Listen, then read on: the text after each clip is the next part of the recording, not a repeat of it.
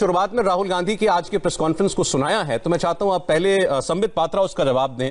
उनके शब्द बड़े तीखे थे आज संबित पात्रा जी। उन्होंने प्रधानमंत्री को नाम लेकर के कायर कहा है। ट्वीट करके ये लिखा था कि गद्दारों ने भारत माता को चीर कर एक टुकड़ा चीन को दे दिया। जवाब दीजिए। अभी मजा आएगा ना भिड़ो। देखिए सौरभ भाई, जिस प्रकार के भाषा का, जिस प्रकार के आज शब्दों का प्रयोग राहुल गांधी ने किया है, मुझे लगता है राहुल गांधी को सोचना चाहिए कि आखिर वो क्या कर रहे हैं। और ऐसा क्यों होता है कि जब भी देश खुश होता है, चाहे वो सर्जिकल स्ट्राइक का विषय हो, चाहे वो एयर स्ट्राइक का विषय हो, चाहे एब्रोगेशन ऑफ आर्टिकल 370 का विषय हो, चाहे आज डिसएंगेजमेंट का विषय हो चीन को लेकर, तब राहुल गांधी दुखी होते हैं और इसी प्रकार के शब्दों का प्रयोग करते हैं। मारो, हमको जिंदा मत छोड़ो सालो। हम कोई मंदिर का घंटा है कि कोई भी आके बजा जाता है। देश का प्रधानमंत्री कायर है, देश टूट गया, देश का एक टुकड़ा चला गया। ये किसको गाली है? यह गाली है तो भारत के शौर्य को है, भारत की आर्मी को है, भारत के मिलिट्री को है, भारत की सरकार को है, भारत के पार्लियामेंट को है, क्योंकि ये स्टेटमेंट पार्लियामेंट में पढ़ा गया। और पार्लियामेंट में जब ये स्टेटमेंट आदरणीय राजनाथ जी ने रखा, तो राजनाथ जी ने स्पष्ट रूप से कहा कि we did not concede anything, हमने कुछ भी नहीं छोड़ा है, कुछ भी नहीं खोया है। okay. राहुल गांधी जी को किसी पे विश्वास नहीं है। नहीं। प्रधानमंत्री कायर है का अर्थ क्या है? घुटने टेक दिए, मत्थे टेक दिया। इंडिया ने घुटना नहीं टेका है, भारत मां ने जाके मत्था नहीं टेका है चीन के सामने। हमारे वीर जवानों ने शहादत दी है। 40 से अधिक चीन के जो हैवान थे उनको मारने के बाद उन्होंने शहादत दी है। शहादत देके आज ये स्थिति हुई है। और मैं बार बार कहना चाहता हूं, इसको समझिए कि आखिर चीन जैसा देश जो एक हमेशा चाहता है कि वो विस्तारवादी बना रहे, वो आज डिसएंगेज क्यों कर रहा है? वो हमारे हिंदुस्तान के आर्मी, हिंदुस्तान की सरकार और हिंदुस्तान के दृढ़ संकल्प रिजॉल्व के आगे झुक रहा है। वो पूरे विश्व ने चीन को जिस प्रकार आड़े हाथ लिया, उसके सामने झुक रहा है। जिस प्रकार क्लाइमेटिक कंडीशंस को, इस विंटर को झेलते हुए इंडिया की आर्मी डटी रही, बनी रही, उसके आगे झुकने को बाध्य हो रहा है। जिस रुको जरा, सब्र करो। इस प्रकार ट्रेड डेफिसिट हुआ चीन के साथ इंडिया का ट्रेड घटा है 8%। उसके सामने चीन, आप कह रहे हैं देश के लिए अच्छी खबर है, तो राहुल गांधी परेशान क्यों है? राहुल गांधी ने कुछ स्पेसिफिक सवाल भी उठाए थे सुप्रिया जी, मैं उन पर डिटेल में बाद में चर्चा करूंगा। लेकिन क्योंकि पहला एतराज राहुल गांधी की भाषा पर, उनके शब्दों के चयन पर, गद्दार कहना, कायर कहना, देश को बांट दिया, देश के टुकड़े कर दिए, ये शब्दावली जो इस्तेमाल की है, इस पर एतराज आया है सरकार और बीजेपी की तरफ से। वो कितना भी ऐतराज करें, जो हो रहा है वो बहुत विचलित करने वाला है सौरभ जी। और विचलित करने वाला इसलिए है क्योंकि कुछ ऐसी चीजें इस समय हो रही हैं जो परेशान कर देती हैं, रूह कांप जाती है। हो क्या रहा है इस देश में?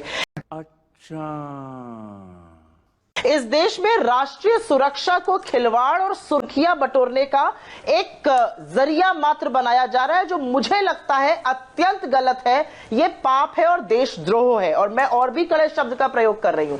मेरे 3 ही सवाल हैं। सरकार ने पिछले साल नवंबर में क्या कहा था, छठे कोर कमांडर लेवल टॉक्स के बाद, कि बहुत निर्णायक स्थिति पर बातें हैं और हम आगे की बात उसी पर रख के करेंगे। अप्रैल 2020 की पूर्ववत यथास्थिति पर लौटना सरकार का लक्ष्य था और वही हम भी चाहते थे। आज वो नहीं हो रहा है। आज एक सेलेक्टिव डिसएंगेजमेंट हो रहा है, सिर्फ पैंगोंग सो लेक से। उसमें फिंगर 3, फिंगर 8 पर हम बात करेंगे, लेकिन डेप्सांग से, हॉट स्प्रिंग से, गोगरा से, गलवान से, जहां पर हमारे 20 सैनिक शहीद हो गए, वहां से डिसएंगेजमेंट क्यों नहीं हो रहा है? कैलाश रेंज, जो बहुत स्ट्रेटेजिक पॉइंट था हमारे लिए, जो हमारी सबसे बड़ी बार्गेनिंग चिप था चाइना के साथ, जिस पर चीन को सबसे ज्यादा आपत्ति थी, उस पर से हम सबसे पहले हट रहे हैं। तो हमने तो अपनी सबसे बड़ी बार्गेनिंग चिप चीन को दे दी। अब अच्छा, हमको सिखा रिया है। अच्छा, चीन क्यों चाहेगा आगे बार्गेन करना? क्या हम चीन को ट्रस्ट कर सकते हैं? नहीं। और एक बात मैं जरूर बोलना चाहती हूं पूरी शिद्दत और ईमानदारी के साथ, कि जब सियाचिन को डीमिलिटराइज करने की बात पाकिस्तान ने करी थी और कहा था कश्मीर डिस्कस करेंगे, हमने नहीं कह दिया था और बिल्कुल सही कहा था। सियाचिन कश्मीर का हिस्सा है, हमारा ना कहना सही था।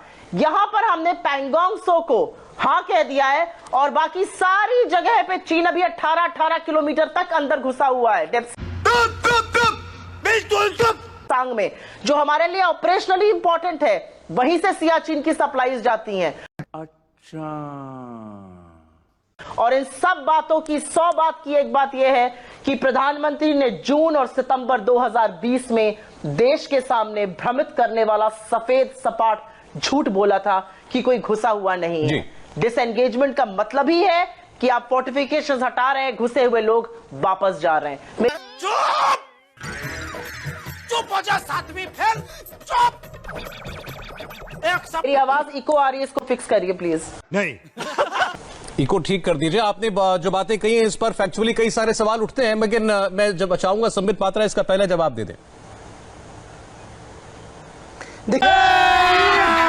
अभी मजा आएगा ना भिड़ो। ये पहली बात है, आज मुझे बड़ा आश्चर्य हो रहा है। आज कांग्रेस पार्टी, राहुल गांधी और उनके प्रवक्ता कह रहे हैं कि कैलाश हिल्स जो है उसको आपने ऑक्यूपाई किया था, ये स्ट्रेटेजिकली बहुत महत्वपूर्ण स्थान है, उसको क्यों छोड़ा जा रहा है। आप याद करिए, यही राहुल गांधी ने सबसे पहला ट्वीट जो किया था, उसने क्या किया था कि पीएम है सरेंडर्ड, पीएम डरे हुए हैं, पीएम छुपे हुए हैं, हिंदुस्तान हार गया। अरे अगर हार गया था तो आगे बढ़ के ये कैलाश हिल किसने लिया? आज कह रहे हैं कि कैलाश हिल हिंदुस्तान नहीं लिया था। आज कह रहे हैं कि भारत की सरकार की सूझबूझ और इंडिया की आर्मी की पराक्रम के कारण हमने कैलाश हिल प्राप्त कर लिया था। तो पहले ये बताइए, झूठ कौन बोल रहा था? इंडिया सरेंडर कर चुकी थी या इंडिया आगे बढ़ी थी? आज ये मान रहे हैं कि इंडिया आगे बढ़ी थी और स्ट्रैटेजिकली इंपॉर्टेंट पॉइंट्स लिया था। जहां तक डिसएंगेजमेंट का सवाल है, याद रखिए ये डिसएंगेजमेंट है, रिट्रीट नहीं। हम भी आगे बढ़े, वो भी आगे बढ़े। कहां बढ़े?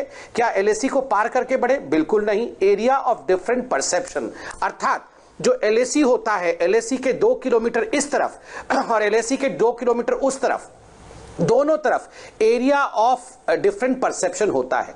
और जो हमने संधि किया था, संधि के अनुसार, एग्रीमेंट के अनुसार, एरिया ऑफ जो डिफरेंट परसेप्शन होता है, वहां भी आप फॉरवर्ड डिप्लॉयमेंट नहीं कर सकते हैं, वहां भी कोई कंस्ट्रक्शन नहीं कर सकते। मगर चीन ने उस संधि को तोड़ा। बदले में हिंदुस्तान की आर्मी ने भी बिल्कुल नाकों तले उनका चना चबाया उनको। अरे कहना क्या चाहते हो? और हिंदुस्तान की आर्मी ने भी जवाब दिया, क्योंकि हमने भी फॉरवर्ड डिप्लॉयमेंट किया। चूंकि 4 ऐसे संधि हैं जिसमें कहा जाता है कि हम भी फॉरवर्ड डिप्लॉयमेंट नहीं करेंगे, आप भी मत करिएगा। हमने संधि को माना और उन्हें भी बाध्य किया कि आप भी पीछे जाइए, क्योंकि हमारे पास बार्गेनिंग चिप था।